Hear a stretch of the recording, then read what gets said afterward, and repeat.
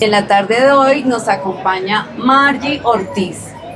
Margie Ortiz nos va a traer hoy una disertación, vamos a hacer un diálogo de saberes, nos va a presentar su propuesta pedagógica, la base estructurante de muchas de las publicaciones con las que Margie ha trabajado. Margie, bienvenida a este espacio. Buenas tardes. Hola, buenas tardes. Muchas gracias por invitarme.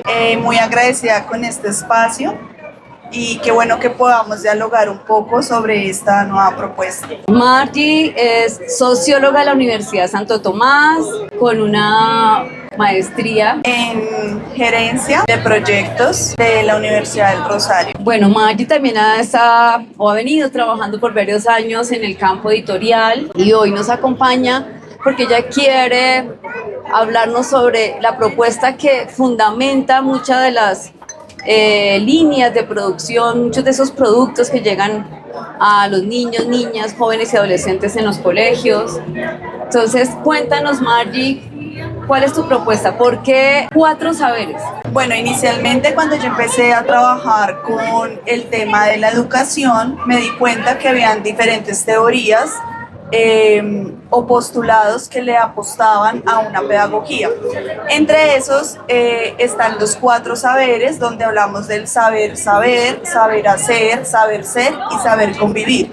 ¿Por qué me gustó mucho esta propuesta? Porque nosotros muchas veces como que tenemos el conocimiento, pero a la hora del hacerlo no tenemos claras las categorías conceptuales o la práctica en la forma en la que se va a hacer. Entonces, por ejemplo, yo explicaba en el escrito que envié, uno sabe cómo debe alimentarse, uno sabe que uno debe comer proteínas, carbohidratos, grasas, pero cuando uno lo va a hacer, lo hace de una forma apresurada, desorganizada. Entonces es como ser un poco más integral en los conocimientos que uno tiene. Tengo un proyecto que es mi cuaderno de tareas, que es para niños y niñas de los colegios de la primera infancia. Entonces estos libros, por ejemplo, aportan a que el niño cuando desarrolla las actividades, él se siente tan feliz al completarla porque son actividades que lo llevan a él a que dibuje, a que coloree, a que desarrolle sus habilidades de una forma creativa.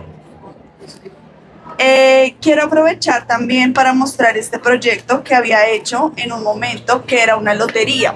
Entonces, por ejemplo, esta lotería era de una forma sencilla y práctica para niños de primero y de segundo, donde ellos tenían que conseguir las fichas y las preguntas eran muy básicas, como por ejemplo, acá dice, ¿cuál de las casas construidas era la más fuerte? ¿La de ladrillo, la de paja o la de madera? Son preguntas sencillas, uno las ve sencillas, pero cuando el niño responde bien, él se siente muy feliz, o sea, él siente que ha logrado tener un buen conocimiento y un buen acercamiento a lo que él sabe. Pues eso me he dado cuenta yo frente al saber saber y el saber hacer, ¿sí? Siento que a veces la educación elabora actividades muy complejas para los niños y las niñas y eso los desmotiva un poco porque ellos a veces sienten que están haciendo un gran esfuerzo y no lo están logrando. Entonces, uno de los aportes que le he hecho al saber saber y al saber hacer ha sido a partir del juego. Estas dimensiones del saber ser, saber saber, saber hacer, hacen parte de toda esta nueva concepción de los currículos basados en competencias. Estos saberes están integrados hoy en día en el lenguaje de las competencias y los colegios en sus currículos manejan estas 3 dimensiones o 3 componentes, que es el saber ser, saber hacer y el saber saber. Entonces eso se expresa en desempeños de tipo cognitivo, procedimental y valorativo o afectivo, ¿sí? Pero tú le colocaste un nuevo elemento, ¿cierto? Una nueva dimensión que es el saber convivir. porque digamos que los tres anteriores están muy fuertes ahora, digamos que la educación se está diseñando basada en el currículo por competencias, y me parece interesante cuando tú planteas el saber convivir. Cuéntanos un poquito más de ese componente que tú traes en esta propuesta. Bueno, primero quiero aclarar que estos 4 saberes, digamos que no están tan pensados para la educación, sino es más para uno como ser humano en la adultez, en la adolescencia. ¿Por qué? Porque a veces uno está muy desconectado de lo que uno es. O sea, siento que la educación como que uno tiene claro el saber y el saber hacer, pero cuando uno ya sale a trabajar o a relacionarse, pierde mucho su saber ser y su saber convivir. Ya. ¿Sí? Claro que en la escuela hace mucha falta. En la escuela hace falta, pero siento que, por ejemplo, los niños de preescolar, para ellos es, digamos, por ejemplo, he visto casos en los que el niño, por ejemplo, le pega al otro y la profe le dice, pídele disculpas, y el niño, discúlpame, ¿sí? Entonces siento que para los niños es como una acción no la piensan, no la sienten, sino simplemente la profe dice pide disculpas y el niño dice discúlpame, pero realmente no sabe qué hay detrás de lo que esa acción que él hizo. Entonces siento que el saber convivir se hace en los colegios también, y es una postura pues interesante que también tiene que hacer, que por eso me ha gustado lo que ustedes han propuesto del cómic, porque en su momento yo propuse un cómic también en las agendas para que el niño desarrollara más los conceptos en el cómic, ¿sí? Entonces, por ejemplo, si tenían que votar, entonces se trasladaba la realidad de, en ese momento estaba, se estaba votando por Duque, y habían otros presidentes, y el cómic le apuntaba, bueno, ¿cómo vas a hacer tu votación? ¿Desde dónde vas a votar? ¿Cómo lo vas a pensar? ¿Sí? ¿Cómo te vas a desarrollar como ese actor político que eres? Pero siento que el cómic, ya como ustedes los están mostrando, pues es un poco más aterrizado y son casos concretos, casos que pasan en el colegio.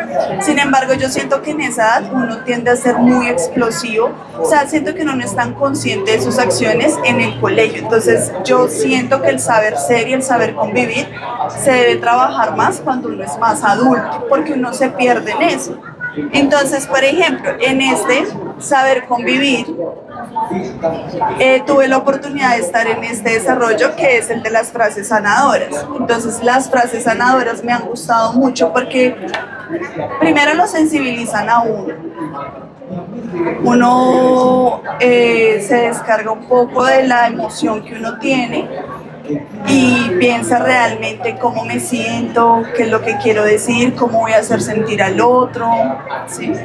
Entonces, siento que el saber convivir debería trabajarse más, o sea, su fuerte debería ser más cuando uno ya está en una etapa de adultez o, digamos, ya después del colegio. En el colegio es importante, pero siento que en el colegio es como más normativo, ¿sí? Como que te explican qué es lo que sí es bueno, qué es lo que no es tan bueno, qué puede pasar si hay faltas, si le pegas a alguien, como que uno ya sabe cuáles son las consecuencias. Okay. Pero en ese saber convivirse es importante saber, venga, qué me gusta a mí, cómo me siento yo con el otro, cómo me veo yo con el otro. Mari, sabemos que tú haces un trabajo de producción de textos escolares.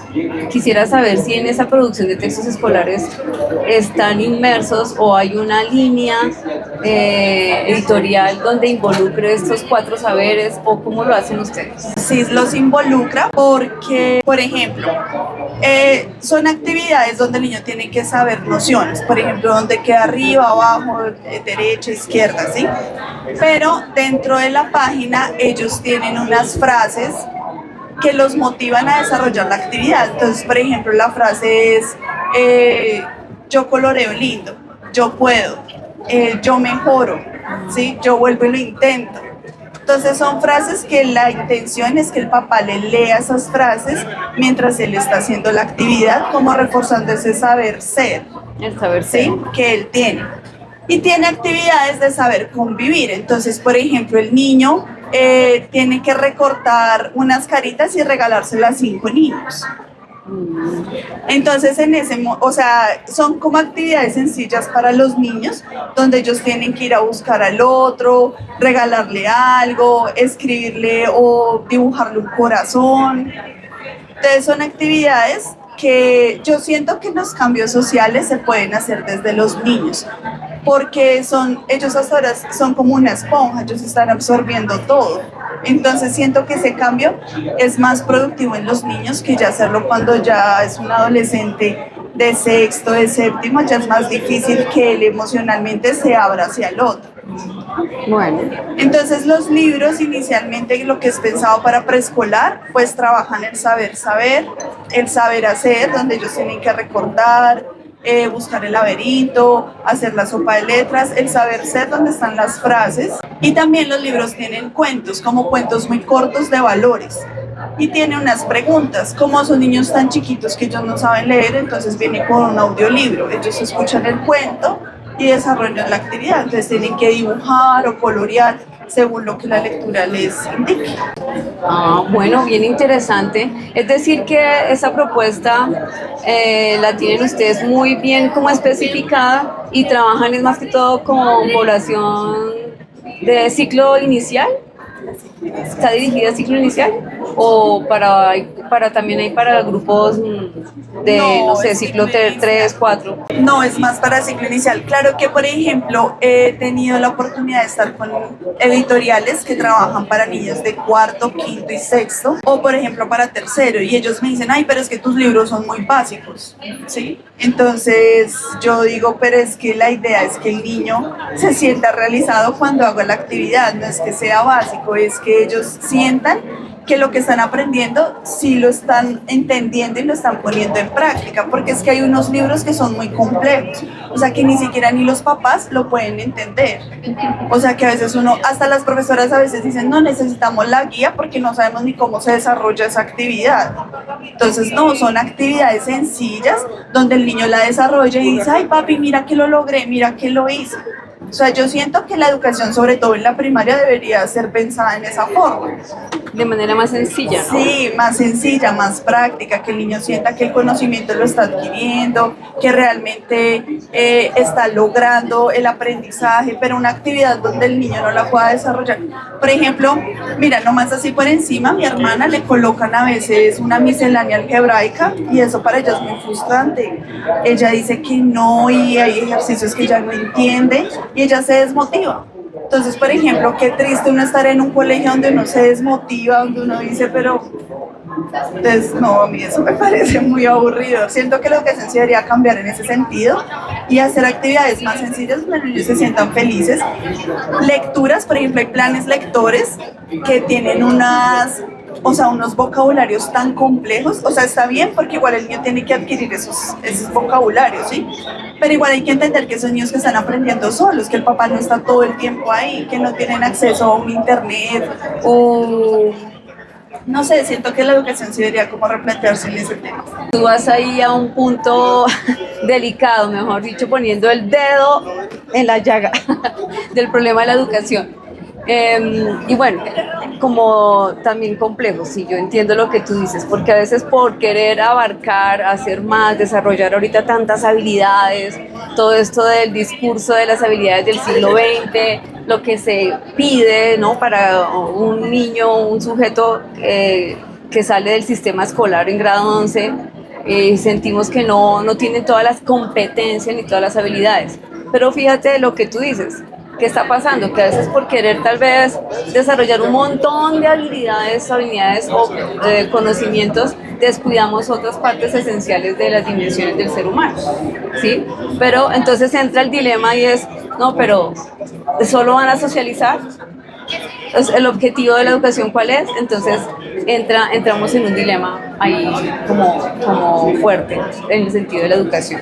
Bueno, y ahora, Margie, ¿qué retos hay para ti ahora con esta propuesta, o qué retos hay para lo que se viene en cuanto a la producción de textos, de tu trabajo? ¿Cuál sería el reto que tienes? Bueno, yo creo que son diferentes retos. Hay algo que me está como generando ruido y es la inteligencia artificial. ¿Por qué? Porque yo siento que ahora hay muchas posturas en donde dicen que la inteligencia artificial va a descontinuar algunas carreras o como que ya no es importante tener ciertos conocimientos porque igual a la larga tú ya vas a acceder a ellos, ¿sí? Sí. O sea, si yo tengo un problema matemático, yo se lo doy a la inteligencia artificial y él me lo va a resolver, o sea, no hay problema. Entonces, eso me ha hecho cuestionar realmente qué es lo que debemos aprender, o sea, realmente cuáles deben ser las habilidades de hoy en día. Porque si una inteligencia, si tú necesitas hacer un ejercicio y ya un programa te lo hace, te lo construye y te lo da, ahora tú qué vas a hacer con eso, o sea, ¿para qué estás buscando esa información? Sí. Entonces yo siento que ese debería ser como el mayor reto ahora preguntarse, porque por ejemplo, lo interesante de la primera infancia es que al niño nadie le va a colorear, la inteligencia artificial no le va a colorear, no le va a hacer el coloreo, no le va a hacer el círculo, entonces ellos sí tienen que practicar, pero ya lo que son los niños de sexto, séptimo, octavo, ya, ¿cuál es el valor? Yo quisiera que tú me contestaras esa pregunta, aprovechando que Patricia es docente. ¿Tú cómo ves esos aprendizajes? Porque, por ejemplo, ahora tú, por ejemplo, puedes solicitar una reseña. No, quiero una reseña de este libro. Uno entra a ChatGPT, hazme una reseña de este libro con estas palabras, y entonces ahí ya, ¿qué valor tiene el conocimiento? Uno para qué evalúa, qué se está evaluando ahí. Sí, ese es una situación compleja actualmente en la educación porque resulta que el uso de las inteligencias artificiales, de los dispositivos, de la tecnología, está generando el desuso de una serie de habilidades cognitivas. ¿Sí? Entonces yo ya no tengo que resumir, ya no tengo que hacer análisis, ya no tengo que hacer deducciones, yo ya no tengo que inferir, porque yo todas esas habilidades se las estoy dando, se las estoy dejando a la inteligencia artificial. Entonces estamos entrando en una crisis en la que el joven, el adulto, el niño, porque el adulto también lo está haciendo, ¿sí? El adulto también está recurriendo a la IA, no solamente es el niño, el adolescente, el adulto también lo hace. Y entonces, yo necesito escribir una carta, venga, yo le pido a GPT que me escriba la carta. Entonces, ¿qué sucede? Que estamos generando ese desuso o ya no estamos desarrollando esas habilidades cognitivas que tanto necesitamos.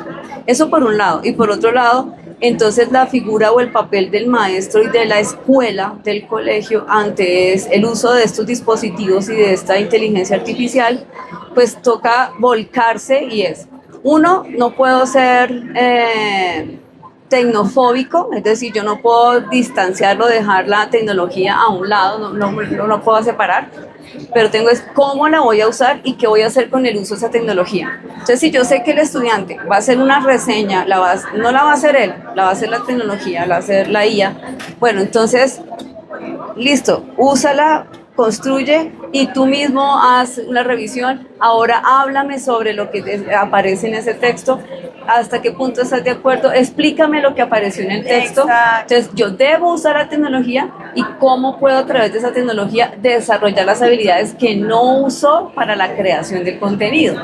Entonces la evaluación tiene que ser distinta, el uso de la tecnología tiene que ser de otra manera.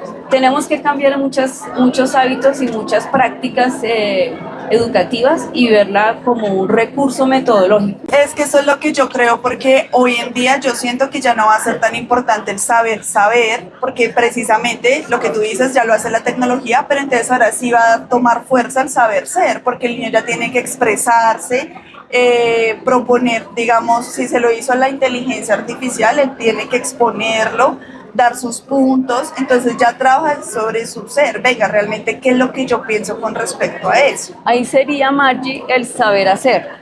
Es decir, la tecnología nos ayuda en la dimensión del saber hacer, pero debe permitirnos mejorar el saber saber. El saber saber. Entonces, yo construí este objeto, hice esta infografía, pero para poder construir la infografía yo tengo que revisarla, darme cuenta de que la infografía se está cumpliendo con todo lo que necesito. O sea, yo tengo que aplicar un conocimiento sobre lo que la tecnología propició y evaluarlo.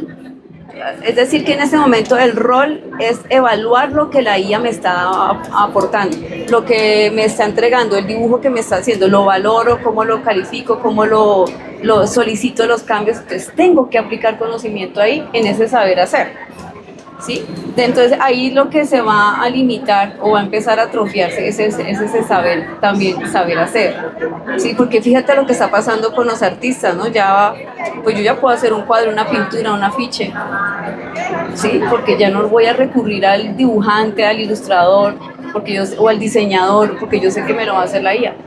Entonces creo que ahí es bien polémico el asunto. Sí, es verdad, porque por ejemplo yo cuando voy a hacer mis imágenes para los libros, ya lo hago es con ChatGPT, o sea, ya le doy tan exacto el prompt, porque uno a la larga tiene que aprender hasta hacerlo para que la imagen salga tal cual como uno quiere. Ajá. Pero siento que, por ejemplo, si uno quiere crear un personaje, darle vida a un personaje, sí ya se necesita alguien experto que sepa del tema. O sea, yo siento que ya hay cosas, yo por eso siento que el saber va a transformarse, porque es que ya, si tú le dices, quiero que me hagas la portada con unas maticas, él te va a hacer unas maticas. Pero si tú le quieres dar vida a un personaje, ¿sí? Conectar con un personaje, ya necesitas a alguien que sepa, venga, realmente cómo se hace un personaje, desde dónde lo voy a hacer, qué es lo que quiero hacer. Eso frente al saber ser y el saber hacer, pero siento que también, pues yo siento que el saber ser y el saber convivir es como lo más importante que nosotros debemos tener en nuestro ahora y en nuestro presente. Sí, retomemos la pregunta porque nos fuimos y era ¿cuál es el reto? El reto era que en medio de la IA... O sea, yo siento que ese es uno de los retos, es cómo la inteligencia artificial me va a aportar para que los niños se sientan más cercanos a ese saber saber, a ese saber ser, a ese saber ser. Okay. Porque siento que uno con la inteligencia artificial sí puede como preguntarle muchas cosas sobre el ser. O sea, por ejemplo, ¿cómo me puedo expresar mejor en clase? O cómo puedo decir algo que no me gusta de una forma más respetuosa. Sí, siento que, ¿por qué? Porque uno a veces necesita hablar con alguien, que afortunadamente para eso están los psicólogos, pero a veces uno no los busca. O sea, uno no tiene como la oportunidad de, venga, voy a escribirle a un psicólogo qué opina sobre esto, o cómo me puedo expresar sobre eso. Entonces siento que la inteligencia sí como que lo ayuda, y siento que ese sería un reto, como de vincular la inteligencia artificial a la literatura, cómo hace parte de la literatura y cómo uno se puede ayudar para que el niño tenga una experiencia más fantástica de la literatura. Otro reto que siento también es, bueno, hubo un momento en el que el papel empezó a perder fuerza y entonces todo era plataformas digitales, ¿sí? Y eso es otra cosa, porque a los niños les gusta mucho el celular, la tablet. Entonces otro reto también es cómo integramos la tecnología o lo digital para que en casa sea de una forma más productiva. Bueno, Margie, no sé si tú nos quieres contar algún otro aspecto que de pronto no hayamos mencionado o no te haya preguntado sobre tu propuesta, sobre este análisis también que estás haciendo, ¿no? De lo que implica una propuesta editorial, una propuesta de un texto escolar, de lo que debe llevar intrínsecamente, transversalmente, que en este caso son pues, los 4 saberes que tú planteas. No, pues simplemente siento que los 4 saberes como que me ayudó a tener como una base de cuando alguien se me acerca y me dice, oye, quiero publicar esto, quiero hacer esto, entonces ya uno lo ve desde esta base, como ven, espérate, tu publicación a qué le está aportando, a un saber saber, a un saber ser, a un saber hacer, a qué le estás aportando tú. Lo que me parece interesante es realmente cuál es el aporte a la sociedad que va a haber en tu publicación. Si tú tienes un libro, por ejemplo, el que ayer hablábamos del rector, que es el algoritmo roto, entonces, ¿a quién le está apuntando a él? ¿A un saber ser? ¿A un saber hacer? Entonces, eso me parece interesante porque ya cuando uno recibe la publicación, o no más cuando uno va a crear algún tipo de publicación, yo ya me pregunto, venga, pero realmente esto a dónde lo quiero enfocar, a un saber convivir. Por ejemplo, este cómic, tú que eres la autora de este cómic le apuntaría a cuáles saberes y desde dónde los vamos a desarrollar. Que, por ejemplo, que tiene preguntas, entonces eso me parece interesante. Entonces es chévere porque cuando llega la publicación ya uno la mira desde otra mirada y la impulsa desde ese saber. Entonces, Desde enfoque. Exacto. Bueno, pues felicitarte, Margie, por esa propuesta, porque nos das como un ejemplo, ¿no? Como en el campo editorial, en el campo de las publicaciones, una manera de revisar, evaluar, de dirigir, de enfocar una publicación, ¿no? Y darle pues como un valor agregado, que no sea solamente colocar un conocimiento, hacerlo público, sino que a trascenderlo hacia el hecho de la convivencia, del desarrollo del ser humano. Bueno, pues agradecerte por tu participación. Gracias. Y bueno, esperemos saber entonces con qué otras cosas nos va a traer Margie en esta fecha. Gracias.